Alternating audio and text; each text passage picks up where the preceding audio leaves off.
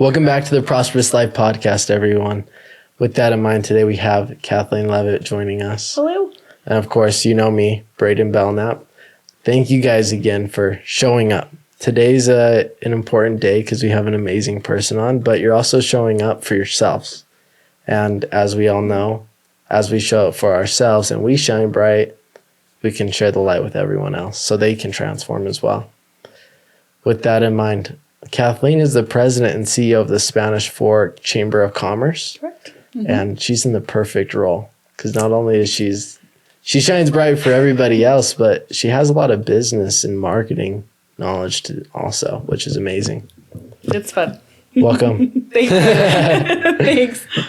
With that in mind, I want to talk a little bit about your journey. Okay, sure. So talk to us about how you got here. Yeah, I was actually thinking about that a little bit on the drive up here, like kind of so I was a waitress for 13 years, right? And I loved being a waitress. I loved serving. I loved, getting to meet different people every day, like kind of the action of it and stuff like that. But this was about, my son's going to be 4 this year. So it was about 4 years ago. I was a waitress and my ex-husband was a server as well.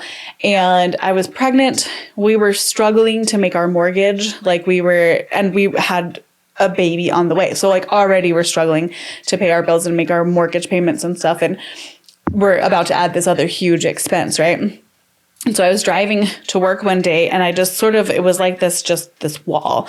And I prayed to God or the universe, whatever. I'm driving and it was like this surrender, and I was just like, something has to change.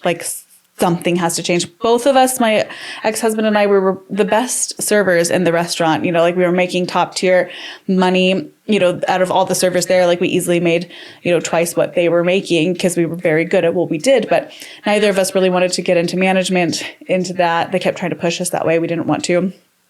And so we weren't going to make more money doing what we were doing. So something had to change. And so I just sort of hit this, the surrender. And I was like, I don't care what it is that I do, whatever it is that I'm intended to do, just show me what that is and I will do it. It was like this just utter surrender. And these chills just passed through my body. It was sort of like this transcendent sort of moment.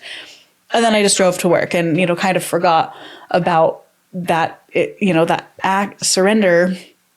And about, maybe 2 or 3 weeks later, we found out that we lost our health insurance. And I was like, this is not helpful. You know what I mean? Yeah. So, but in the losing of the health insurance was what forced me then to take a different job for that health insurance because we had the baby on the way. And that was a whole other, thing. But it basically it started the process of getting to where I am now. So I ended up taking the job at the call center, which got me the experience that I needed to then get the job at the small business consulting firm, which was literally, I had that job for 1 month, but it was enough to teach me what I needed to know. But I hadn't learned from serving and studying people all that time because I didn't realize in serving, I was studying people for 13 years.